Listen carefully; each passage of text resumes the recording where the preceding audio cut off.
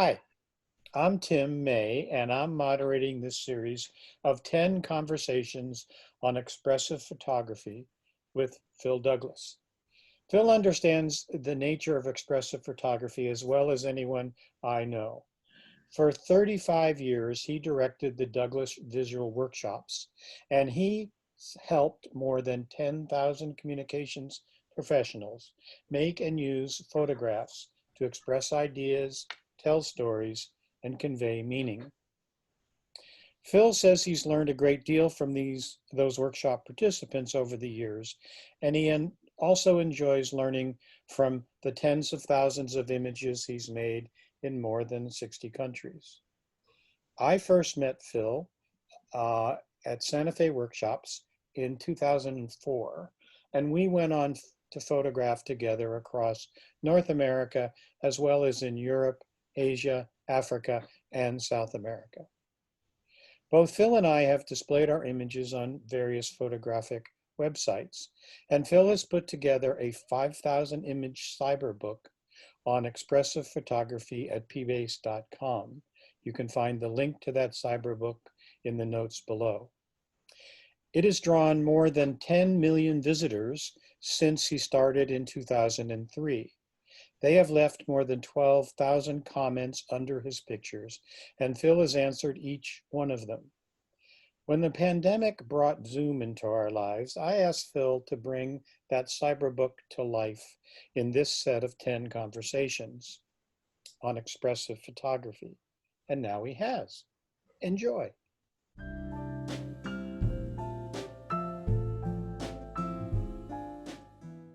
We're back with part one of 10 conversations on expressive photography. This is Phil Douglas, and I'm here with Tim May, who has been shooting with me for years. I'm director of the Douglas Visual Workshops, or retired director, I should say, of the Douglas Visual Workshops.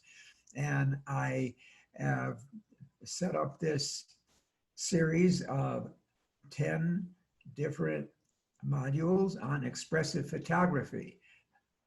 In the first of the prologue, we talked about what is expressive photography. And now let's move to abstraction, which is one of the three most important principles of expressive photography. And let's begin with this image. Okay. Here we go. It's a full color image, right? It's a nice photograph. We made this in Jackson Hole, Wyoming. You remember, Tim? It was shooting. It was a beautiful day. Right. This is the Buffalo Bill, I guess it's Buffalo Bill statue. And of course it was autumn. And I wanted to, to capture the beautiful leaves.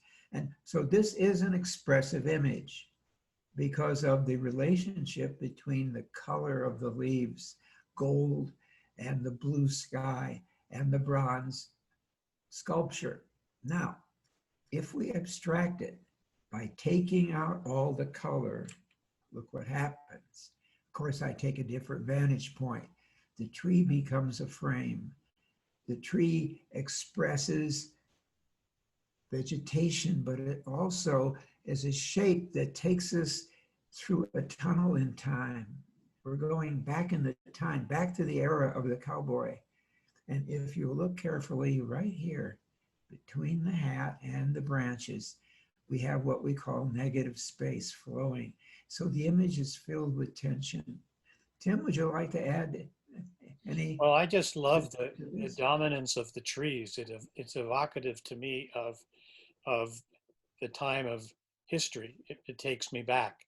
And I'm interested in the little bit of color at the top.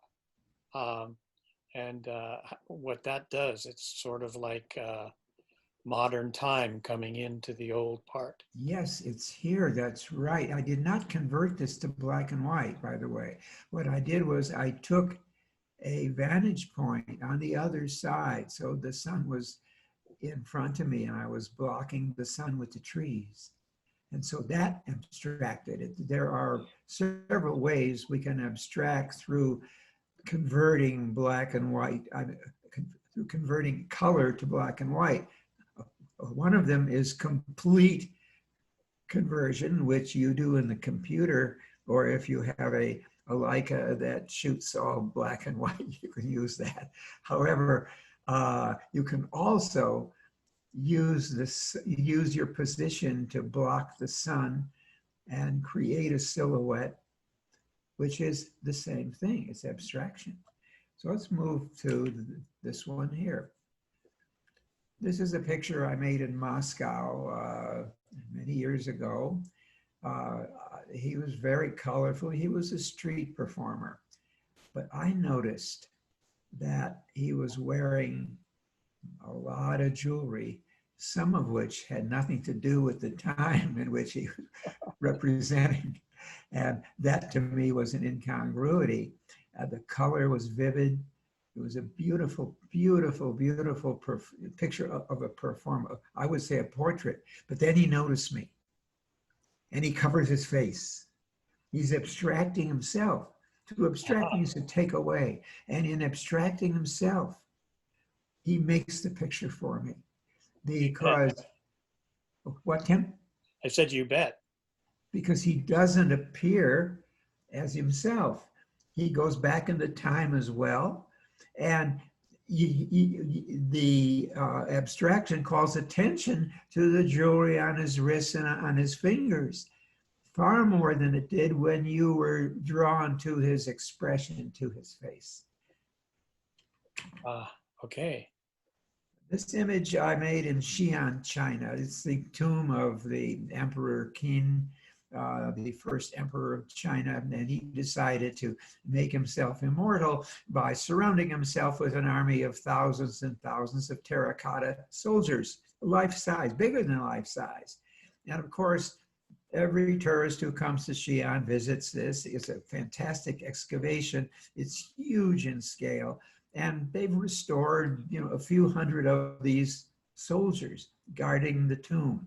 And yes, I shot those. But as you move back behind the restored soldiers in the excavation, you see rubble and you see unrestored soldiers, crumbled, broken. And what I did was walk back. But there was a problem.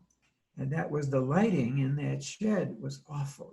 It was mercury vapor. It was just terrible. And I, at that time, was not skilled at changing the color cast in Photoshop and all that. So I simply converted it to black and white and make it even stronger.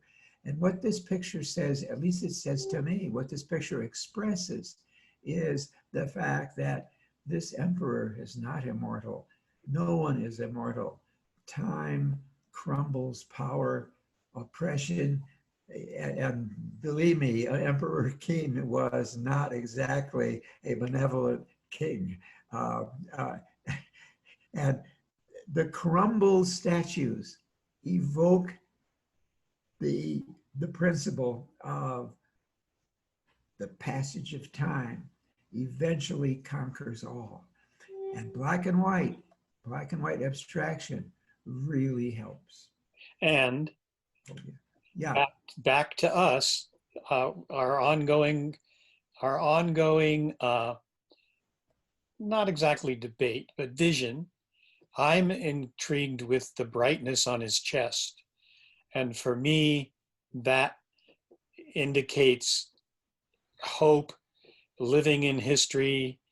The light in that chest is part of what speaks to me in that image. I agree, and when you said that, it calls my attention to all the light areas, and they create a thread that takes you across the image. You have it here, so you're moving across here, in the here, up in the here, and then out. Right. And so it's the gradation between the blacks and the whites and the grays that carry you through the picture, and the lighter areas will always draw the eye. You and I made pictures from the rooftop of an old hotel in Havana, Cuba. It was early in the morning, and the rising sun was creating streets of gold. And that in itself was a photographic opportunity, not to mention the panoramic view of the city we had from this hotel rooftop. But as I photographed, I noticed two things. I noticed the passage of cars up and down, old cars, old American cars, 50s cars that filled the streets of Havana as taxis, and the people crossing the street with their shadows. And this, again, it was the shadows and the people in silhouette. I mean, the car is not in complete silhouette, its shadow is, but there are highlights on the car, but there are no highlights on the people. They are totally abstracted by the light and become the people and the shadows join, and they're equally as dark as they move across the street, creating a pattern that draws the eye and melds the people as a group. Tim, do you have anything to add to this one? Not per se. The Golden Road is what it's not, well, it is detailed, but it isn't, and that speaks of the travel and through time to me. You and I were shooting in New York City together, and we visited Grant's tomb. And of course, who's buried in Grant's tomb was the Ochoacos, Ulysses S. Grant, commander of the Union forces, supreme commander of the Union forces at the end of the Civil War, president of the United States. And again, I use two things here, black and white in the construction of the picture creates an abstract feeling. You don't see the whole thing. You see only part of the thing. You see Grant's name, and then you see the play of light and shadow. And then you see the play of geometry. You see the rectangles within rectangles and the curves within curves, carrying your eye through the image. And this becomes, it makes Grant seem immortal here because the tomb is very ornamental, and there's all kinds of flags and memorabilia and sculptures. But to simplify it, abstraction is a great simplifying force. And what it does is to force your imagination, the viewer's imagination, into high gear. You fill in what you can't see. And that's the beauty of abstraction. Tim? Oh, well, I like the way the curve outside the tomb continues into the light on his name. It almost, I mean, they match. There's no distortion or anything. That You're talking about the lighter portion here? No, about with the U in Ulysses. See the white, the light thing there continues out of that rectangular frame This into the area curve here outside it. continues here. Yes, it does. It passes through. It's almost as if the lid of the sarcophagus is transparent. Right. Yeah, that's it, but it isn't. But it isn't.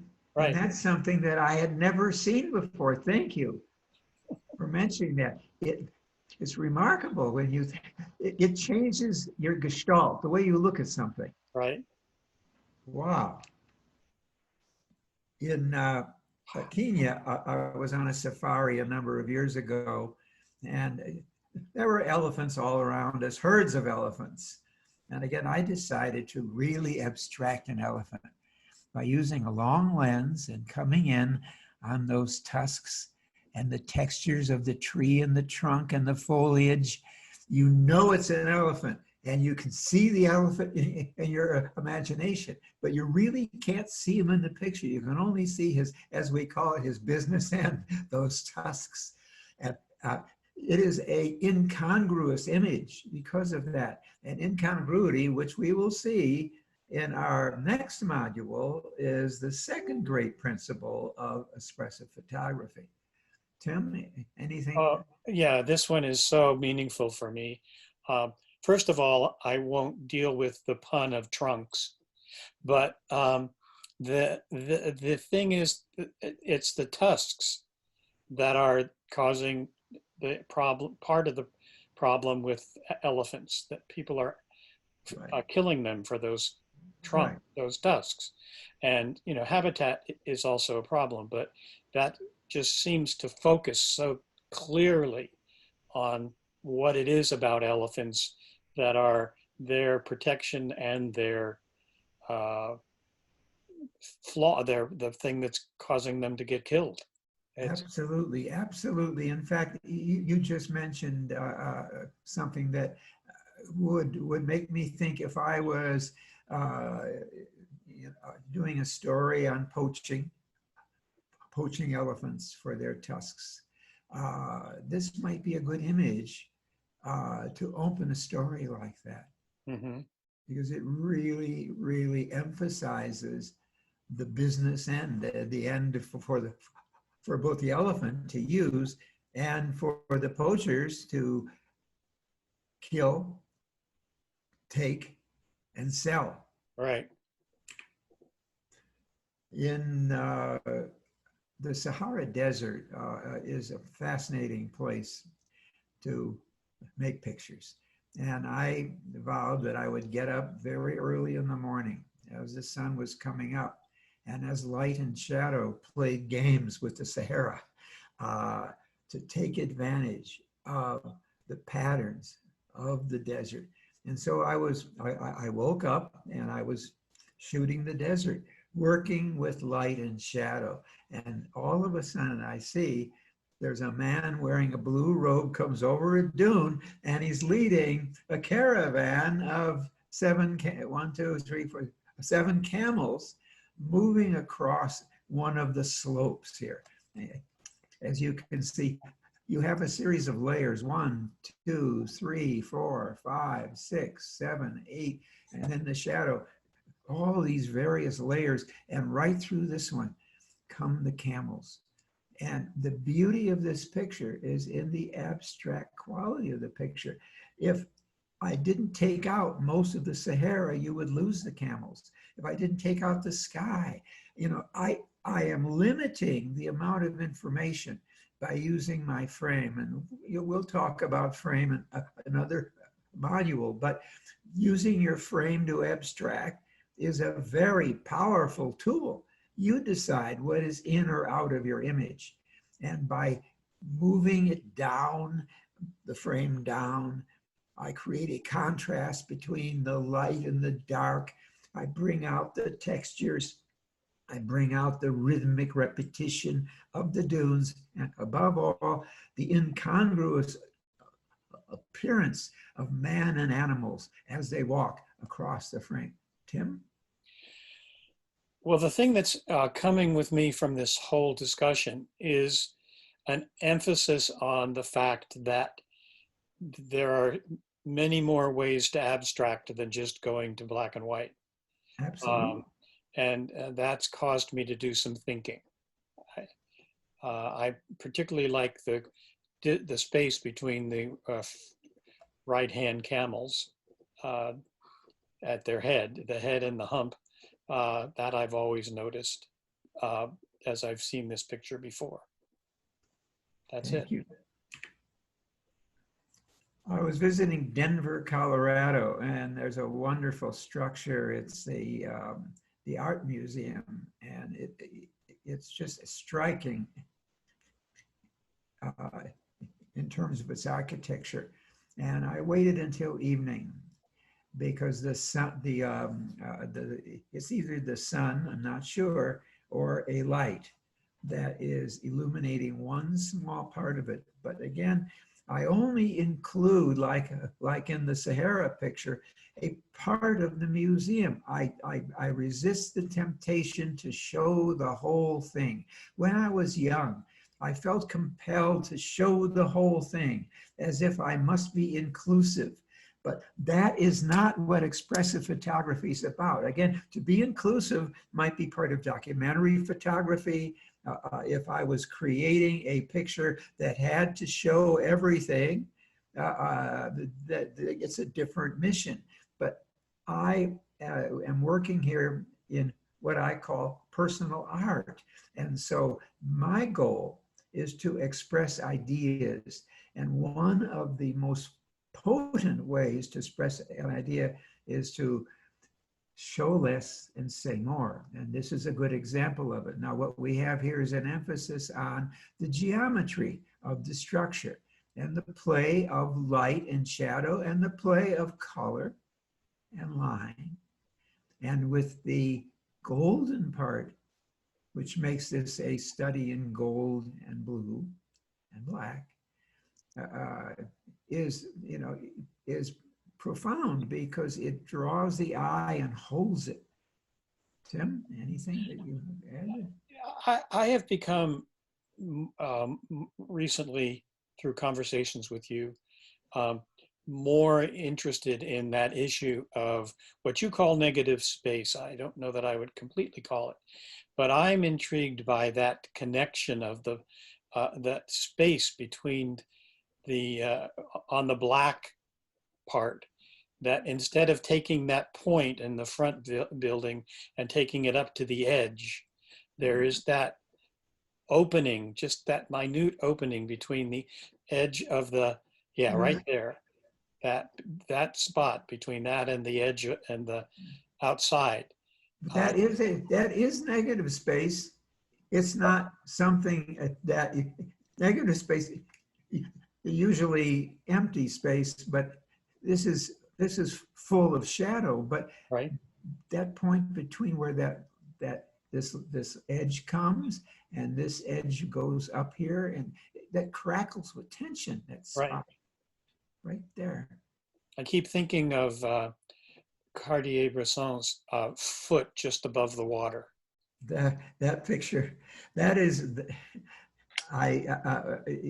most people who are really into Cartier-Bresson, the master of the decisive moment, know his famous behind Saint Lazare.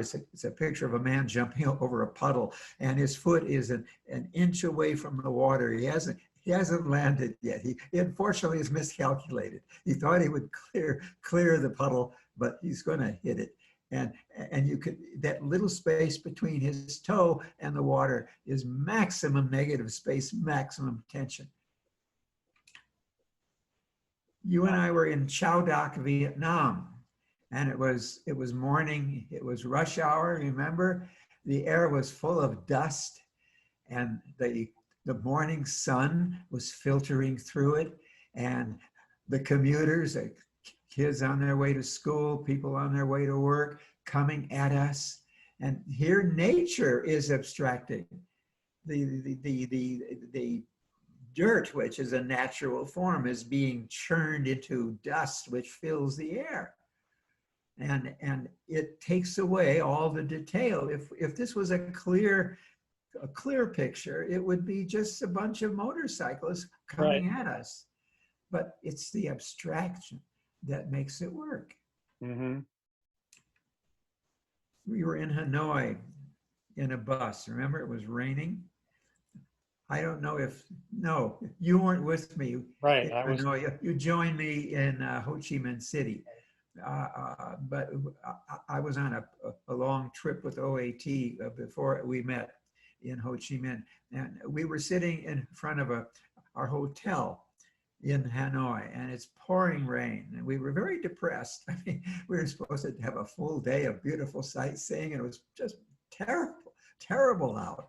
And I was sitting up in the what I call the jump seat in the bus, the front, and we were waiting for latecomers to come, and I saw this man pushing his bike right in front of the window, and it's pouring rain. And the rain on the window abstracts the image, and you see him standing there, soaking wet, standing there. He's not moving. We're not moving. It's frozen in time, but it's wet, wet, wet. And it's the rain and the abstract shadows that force your imagination into overdrive here. Talk to me a little bit about the color at the top. This here? Yeah. No, the light, the orange, Oh, here. Yeah. That is the result of a red light somewhere probably on the front of the bus. Right. The red light, and it permeates the shadow created, or not the shadow, but the darkness of the car that's parked. This is a Right. car, and you can see this area here. It helps define the shape of the car. It helps define the drops of rain. And if you want, to think about it, the presence of a little bit of color in an image that is virtually monotone adds a sense of mood and drama to the picture. There's a little bit of color here, there in the basket of the bike, and up here in the corner too. But essentially, it's a monochromatic picture. Right. I made this in the Shwedagon Pavilion in Rangoon. Now it has Yangon. I was groping for the name of the city. The Burmese, now Myanmar, have changed all their names of all their, well, they changed the name of the country and the name of the cities when they became independent. And this was in Shwedagon, which is the largest palace or monastery or temple. I guess it's a combination of all three in Yangon. And I love the reveal here. The shadow almost embraces this Buddha. And we have just a very smooth cheek echoed by this very shadowy shadow. And here the shadow falls and reveals the lips of the Buddha, and you can see the nostrils and the nose. The brightest part is, of course, the neck and the hair. And it gradually, the image darkens as you move diagonally through the image. And again, I'm cropping the picture dramatically by using optics, a long telephoto lens, to reach up and show only a small part of this sculpture. It's again the play of light and shadow that abstract the image, and the frame that further abstracts the image. And that's it. Okay, I have a question about your abstracting. Are you most likely to do like for example, in this image, as you're making that image, are you doing the abstracting in camera and in your framing as you make the image, or how much, do you do the cropping in post? That's a wonderful question, because with the coming of digital photography, we have wonderful, wonderful control over our frame and over the cropping. I'm a big fan of cropping. I believe that cropping, which is an abstracting force, can change the shape of a picture. For example, you can change the original format of the picture, which is usually a rectangle, into a long sliver, a wide picture, or a tall sliver, to stress and emphasize the content. You can crop to remove distractions, and you can crop to draw the eye to a certain point in the picture. I will create a diagonal flow from corner to corner that would have been impossible in my frame by doing it afterwards. So I do it both times, but I am more prone, and this is probably a failing on my part, to crop in the viewfinder, because it's a part of my way of seeing, and I'm forcing my eye to limit the information, and I'm moving in. And sometimes really I should kind of relax and stay back and create a looser composition that I can then tighten in the frame on the computer in post-processing. And so, but we have that option in both ways. But once you crop a picture in the frame, you can't restore it. I Right. mean, I cannot bring back the rest of this Buddha. However, I will say I made about 10 different pictures of this Buddha. Right. Yeah, I know. That's one of the joys of digital and Yeah. pains. The other thing, if there, for me, I'm continually aware of the dialogue between what you're expressing and what the viewer is seeing. And you can only essentially, I think this conversation has shown that you can only be in charge of what you're trying to express. You can't be in charge of what the viewer sees. But basically what I have from this is that the element of abstraction is there to engage the imagination. And so basically it's inviting, in a way, the viewer to take a more active part in the viewing of the image. Does that make sense? Absolutely. As I've always said, expressive photography creates a dialogue between the photographer and the viewer. And it's the image that is the source of that dialogue, but much of the content of the dialogue is in the mind of the photographer when he or she makes the image, and in the mind of the viewer when he or she studies the image. And you do not control what the viewer sees. You only give them what you see as an artist, what you feel, what you think. And then the viewer will counter with what they feel, with what they see and what they think. And often you might be miles apart. So you might say, well, that's a pretty imperfect communication medium, Phil. And I'm saying it's a wonderful communication medium, because to communicate, you don't have to communicate the exact information in an artwork, a work of art. You do when you're in a field where the information is critical. But in art, the information is not critical. It's feeling, an idea. So you're dealing in a wholly different realm when you're dealing with a work of photographic art or expression than you're dealing with in photographic documentation, photojournalism, documentation, and so Postcard. on. Postcards, exactly.